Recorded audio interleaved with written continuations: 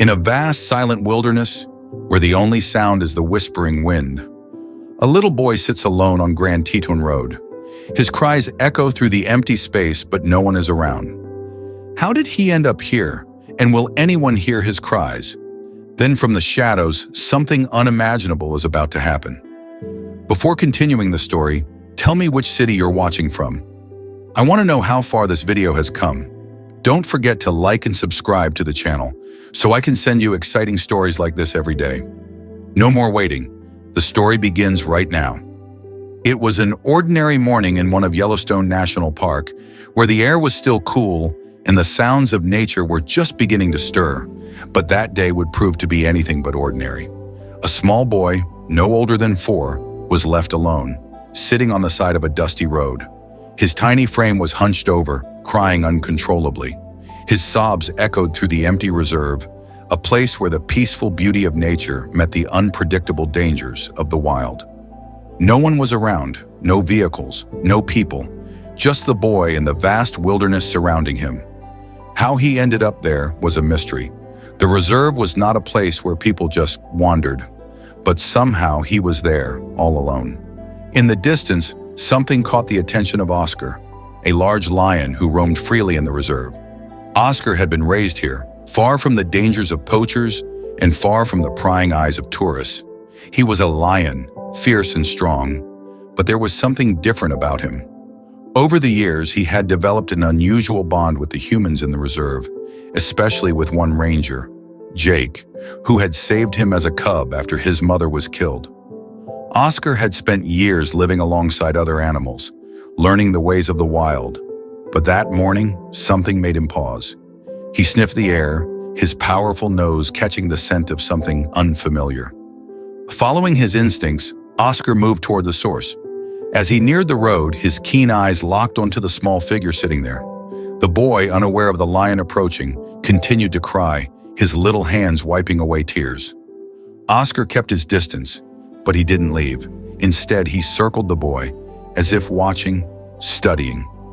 There was something about the child that made the lion hesitate. Was it the vulnerability in the boy's cries, or was it simply the fact that no animal in the reserve had ever been so helpless? The lion stopped just a few feet away, staring at the boy. His golden eyes never left him. Then with a sudden deep roar, Oscar released a sound that echoed across the reserve, shaking the earth beneath him. The boy's cries stopped instantly, and for a moment, the two locked eyes. But this wasn't an attack. It wasn't even a threat. Oscar wasn't here to harm. He wasn't angry. In fact, he seemed to be trying to communicate something. The boy, now frozen, stared back at the lion, his tears drying on his cheeks. What happened next would be something that no one could have predicted. As the roar faded, Oscar's behavior changed. He didn't back off. Instead, he stepped closer, still pacing around the boy, keeping an eye on the surroundings. It was as if the lion was trying to protect him. Meanwhile, Jake, the ranger, was out on his morning patrol. He had no idea that a child had wandered into the reserve, and certainly no idea that his beloved lion, Oscar, was now face to face with the boy. As Jake drove his Jeep through the reserve, he had no inkling of the danger lurking ahead. He turned a corner and then saw it, the sight that made his heart race and his blood run cold. There on the road was Oscar, towering over the boy, his large frame blocking any possible escape. Jake's heart dropped. He slammed on the brakes and quickly got out of the Jeep, fearing the worst. But as he approached, he saw something that shocked him beyond belief. Oscar was not attacking the boy. Instead, the lion was standing guard, watching over him like a protector. The young ranger stood frozen for a moment, not quite sure what to make of the scene. Jake stood there a few yards away, frozen in disbelief. His heart raced as he watched Oscar, the lion he had known since he was a cub, standing protectively around the small boy. The lion, usually so powerful and fierce, seemed calm, almost gentle. It was like the two of them shared an unspoken understanding. The boy hadn't moved. He was still sitting on the ground, his wide eyes locked on Oscar. He seemed mesmerized, his earlier tears now gone, replaced by a look of confusion mixed with wonder. Jake took a cautious step forward, his voice barely a whisper. "Hey there, little guy. Are you okay?" The boy didn't respond. His eyes flickered between Jake and Oscar. He was clearly frightened but strangely calm in the lion's presence. Jake knew he had to act quickly. His first instinct was to get the boy to safety, but he didn't want to make any sudden movements that might scare Oscar. For what felt like an eternity, there was only silence. Jake's mind raced as he took another slow step forward. He could see the boy now, his clothes torn and dirty, his face pale and his eyes wide with confusion. The kid was clearly lost. As Jake moved closer, he whispered again, more softly this time. "It's okay. You're safe now. We'll get you back where you belong." Oscar, still standing motionless beside the boy, seemed to acknowledge Jake's presence, but didn't move. It was almost as though he was waiting for something. Jake paused, his hand slowly reaching into his pocket for his radio. But as soon as he did, Oscar turned his head and let out a low growl. Jake froze. The growl wasn't threatening. It was a warning, something Jake had heard many times before in the wild, but it was different now. The growl didn't seem directed at Jake. It felt more like a warning to whoever or whatever had left the boy in such a vulnerable state. The ranger's mind began to race. Was there something else in the reserve? Had the boy's family been in danger?